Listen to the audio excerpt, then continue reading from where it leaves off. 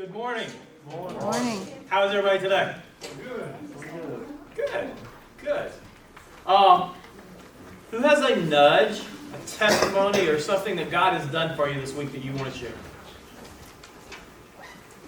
I don't know if it's a nudge or a testimony, but this morning when I got up, I did not want to come to church. I didn't want to get up. I didn't want to get dressed. I was tired.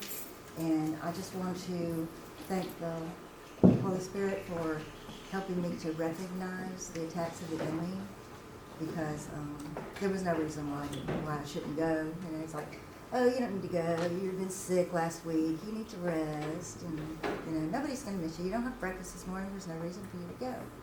But, you know, I recognized it for what it was, and I just told him to get behind me, and I went and got in the shower, and here I am. Well, we're glad to see So I'm you. expecting a blessing today. So, I believe so. You know, that happens to me every Sunday. I'm like, nobody will miss me. I'll just stay at home. You know, it'll be good. So, anybody else? All right. So, let me ask you this. How many people remember what we spoke on last week? All right. Okay. So, there was homework last week, right? How many people did it? How many people went home and thought, hey, you know, what's in my heart? So, for some of y'all weren't here last week, we spoke on purpose. And we spoke on what is your purpose and living life on purpose. That, you know, the children of Israel spent 40 years wondering. They had no purpose when they woke up in the morning, and they just wondered. And some of us do that with our life. Sometimes we just wake up in the morning and we don't have a purpose for that day. Our purpose for that day is just to make it through it without killing somebody. You know? And we don't have a goal. But if we live life on purpose, if you wake up in the morning and you're like, I was created for today. God created me for this day to accomplish a goal for the kingdom of God. And we begin to walk our day out that way, how much different will our day be?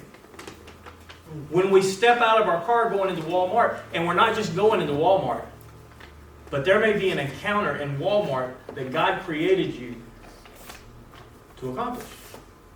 Right? That we have a goal to accomplish. And that our purpose in life very seldom will line up with our talents. Do y'all remember me saying that? Yep. That when we look at the people throughout the Bible who accomplish great things, it never lined up with their talents. We spoke about Moses last week, about how Moses was not a great public speaker, and yet he was the one that God called out to speak to the king, to speak to the Pharaoh on behalf of all his people. And he done that because he had love in his heart. Right?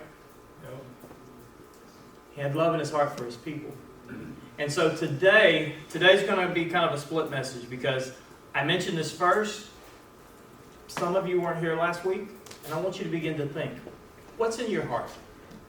What makes you happy? What makes you feel fulfilled?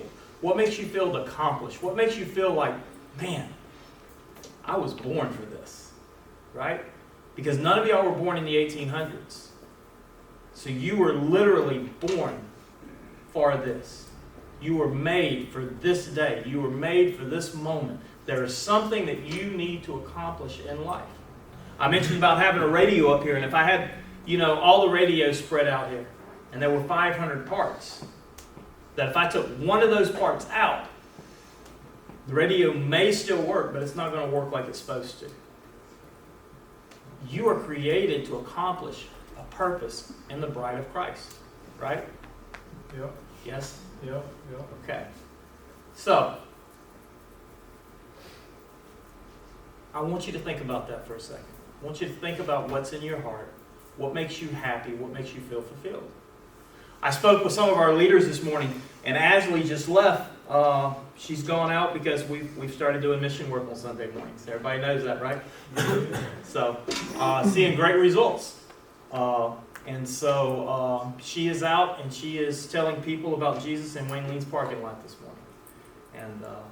And so we're really excited about that. But was talking with her this morning.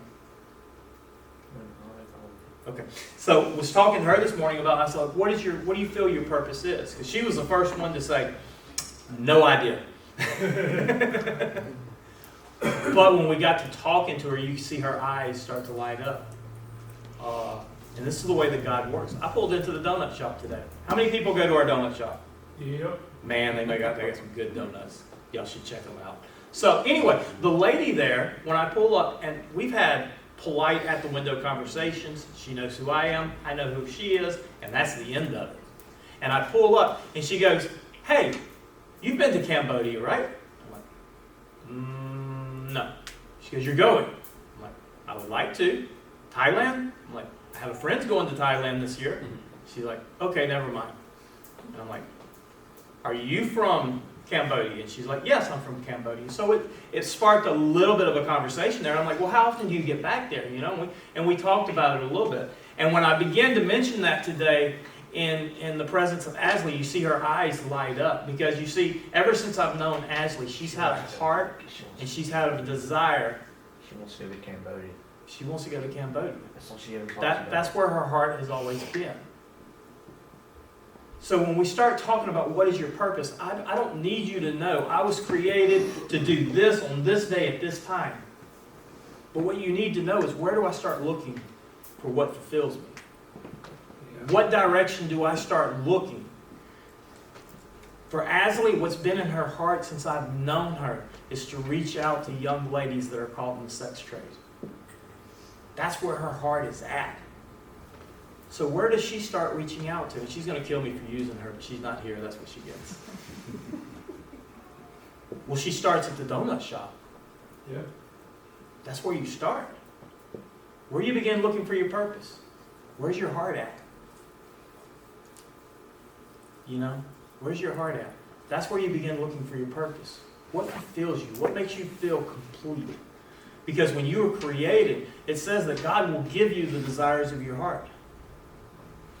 The way I intentionally interpret that is, when you were created, when God created you, because you're not an accident, you were created. He put in you exactly what He needed you to have. When He created you, He put those desires in your heart. What are those desires? And we need to start looking, what's in our heart? And how do we use that to spread the gospel? How do we use that to share the good news? How do we use that to become... There's a word I want to say, I'm going to mispronounce it, and you're going to make fun of me. I won't, I promise. You're the one I'm worried about. A crucial, an integral part. You're not disposable. None of you are. There is a thing that you are supposed to do, a direction you're supposed to head. And that's for every single one of us. We said last week, how old was Jeremiah? 19 when he was called to speak to the world. An equivalent, that'd be like a 12-year-old today. You know, we look at the age of Moses. We are all in between those two ages. So none of us have finished the race. None of us can say, you know what, we're done. I finished the race, I'm done. We all still have value. We all still have something to accomplish. So, today's going to be a lot different, even than our different, because when we end today, we're going to break down into some small groups, and we're just going to talk. And we're going to talk about what's in your heart, and we're going to talk about what direction do we feel you should be looking at for the purpose. Does everybody understand? Yeah. Or recognizing if it's been put in front of you. I said last week that nobody should show up here today and be surprised. That we should already have an idea. Holy Spirit's already been speaking to you. You know what fulfills you, I don't. You know what completes you. You know? How many people here think they know what their purpose is? You see, that's pretty awesome. How many people are excited to start looking for their purpose? That's cool too. So, I'm going to take a break in this message because there's some things that we need to discuss going forward as GoChurch, and this is going to be more interactive, hands-on. All right? So, Nobody run out when we're done. We're taking an intermission. How many people think that's weird? You'll understand why we're taking an intermission. What does intermission mean? A break, Okay. a small break.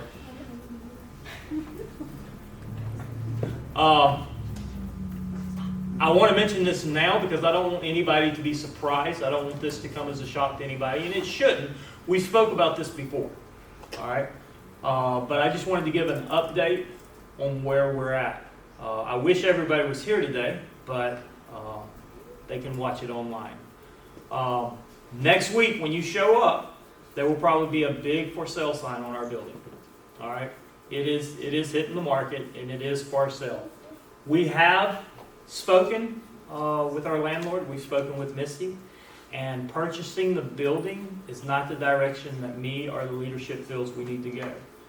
That was confirmed whenever we met with her and heard the asking price. That's the good news. With the asking price, I don't think we're in danger of being put out on the road anytime soon. We have time to move forward. But we are moving forward, and we spent quite amount of time in prayer and fasting over this, and we feel that the best direction for us is to find land and to build a building. Something that is built for us. We are on a limited budget, obviously, but we are in the process of looking for land. We have one of the realtors that I work with really feels like, hey, y'all are supposed to be in Lucedale. Y'all are doing way too much in Lucedale that you can't do outside of Lucedale. And she is knocking on doors, meaning that if a building has not been used in the last couple of weeks, she is calling them and trying to convince them to put it on the market for sale. And so both me, my leadership, and our realtor feel that when God opens the door, it's going to be a very obvious door and a very easy one to walk through. All right, and so that is where we're at, and I kind of want to open it up for comments, thoughts to anybody here. So the land you're looking for, is it like what type of land? Like in the city or like outside the city? Like, Okay, so we have looked at all of the obvious land choices. We've looked at all the land on 98 that is really good locations. On average, Lucedale thinks that it's a metropolis, and it's not yet, but it is getting there. And here's the problem.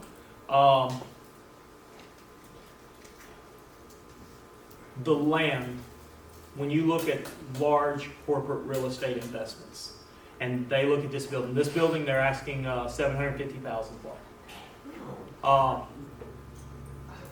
When you look at the square footage price, it's not worth that. But here's the problem. When you have large corporate look at it, they look at it as what is the square foot today and what is the square foot tomorrow.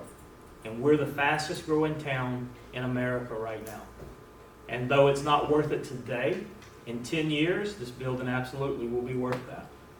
So it will sell. The land on 98, they're wanting about $150,000 an acre. Don't think it's worth that right now, how many acres? but it will be eventually. So when you look at 5 acres at $150,000 an acre, probably a little bit out of our budget. And so we're looking at some other places.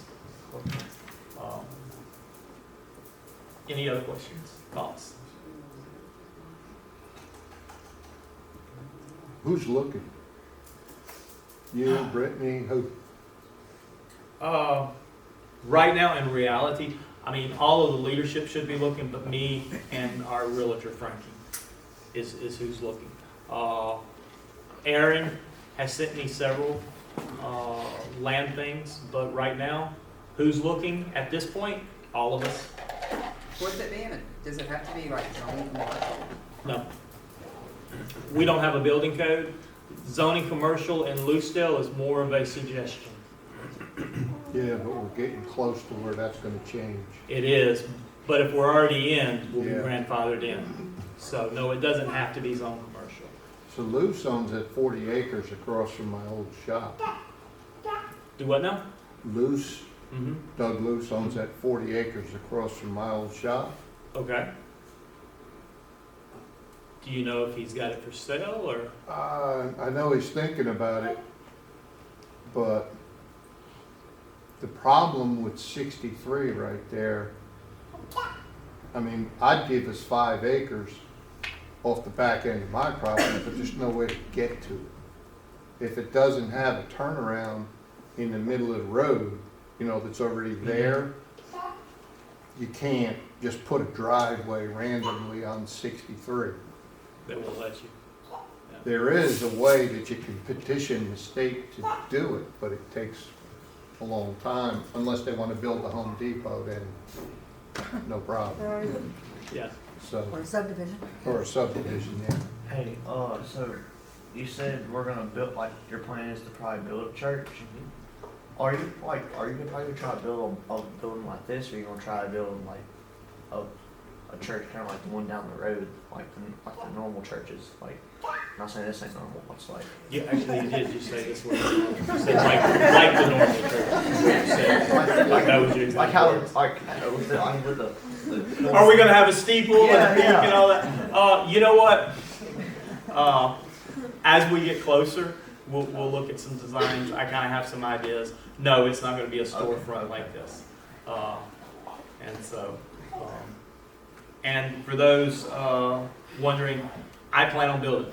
I do construction. I've ran a construction company for, well, not in a long time, but I used to. And I'm sorry. How long did it take you to build your house?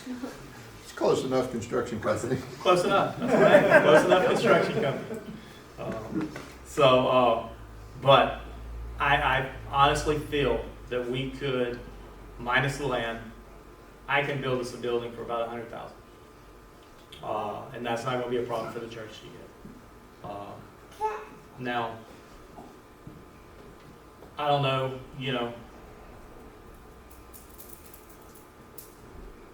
we'll just leave it at that. So the building's not the problem, the land's the problem. The land's the problem. We need to find the land and pray about it. Pray about where you think, because there is land we can find that is affordable, but it's like, do we want to be in the middle of a neighborhood? Here in the South, that's kind of odd. You go out west and it's not odd to pull into a neighborhood and have a church. You have your neighborhood churches. It's very common. Not so much here, so it may be a little odd to put it, but we're looking and we believe that God's got a place picked out for us. How many people were here when we moved in here? Do you remember when we got a 14-day notice of get out of our last building? And it was kind of like, ooh, but God opened up this, which was so much better. I believe that's what we're looking at here. I believe this is just, God kind of like saying, okay, it's time. It's time to grow.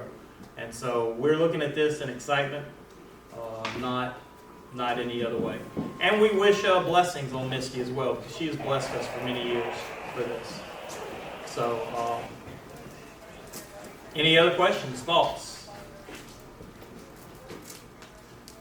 I would like to add that one thing you can know for sure when things like this start happening in your ministry, that God has got a bigger plan in store for you. And with y'all having, I'm new to your ministry, but with seeing everything that you have going on, you know that God's got a growing plan. And so you just have to look at it that He is not the author of confusion. So wherever He would lead you, it would be a place of peace, not confusion. I absolutely agree with that. I absolutely agree with that. And I don't want anybody to be worried here. Like I said, the price they're asking is I'm not worried about this thing selling next week. I'm really not. And if it does, you know what? God will have a place for us. We're moving forward.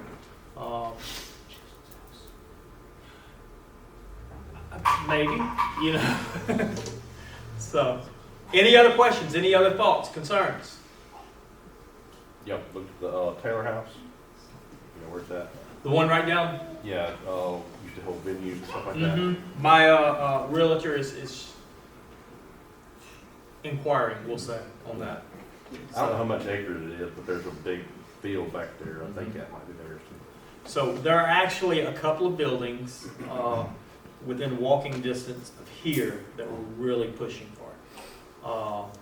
And so, but in essence, I'm just asking God to show me where to put my foot in the next place. And we're just taking the next step. And where He leads, we go. So,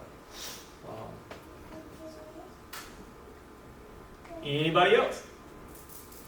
And y'all quiet. It's kind of a, big statement for everybody to be quiet. I feel pretty excited about it. I don't have a lot to stake here. We've been here a month or so, but I'll be honest with you, excited I to hear am something too. like that. Anybody who knows me knows that I want a gym. I do. I mean, it is a wonderful youth outreach. I'm still young at heart. I love to be able to go Friday nights, open the gym up, and hey, we're going to play dodgeball. Hey, we're going to play basketball. Hey, we're going to play laser tag, Can't do that. Well, I get in trouble when I do that here. Brittany's shaking her head. Yes, you do get in trouble when you do that here. So, and so I am excited about it too. I think it's going to be, really good. Plus the fact that we've been here many years, and it's easy to hide here. People still don't know we're here. So maybe we need to get a little more visible. So. Big LED screen. I'm seeing it. A big LED sign. Maybe. Jumbotron. Very well. I Jumbotron. like it. So, anybody else? All right. So, keep this whole situation in your prayers. That we definitely see the next step that God has for us, and that we take the right step. So, intermission's over. We're going to go back to purpose. It's not, and I'm not going to be able to tell you this is your purpose in life. But I would like a few minutes, me and some of my leadership, to sit down and just talk with you. Where's your heart at? Let's see if we can figure out what direction you need to be looking for that purpose. Maybe what direction, because too often we look at what we're good at, and we don't look at what we're called to. And so, not really looking for your talents, we're looking for where your heart's at. Where are you called to? So, if this is something that you want, we're interactive. We're not just, I believe this is what the original church would have been. Peter coming in and saying, hey, you have a purpose, and people being able to stop and go, okay, well, what is that purpose? And to be able to sit and talk it out and go, okay, we feel like maybe this is your purpose. So if that's the case, and this is something that you want to be like, hey, what do you think? What direction should I be going? We're going to meet up, 2 groups right here. We're going to have one group here, we're going to have one group here, and we're just going to talk for a few minutes. And we're just going to discuss hearts, we're going to discuss callings, we're going to discuss talents, and we're going to discuss, hey, have you ever thought about this? Is that cool? Yes? All right, so everybody stand.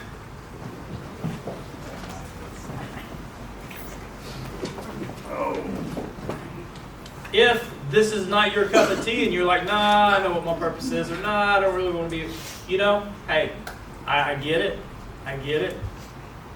We'll see y'all next week. But Thad, you're not done. Oh.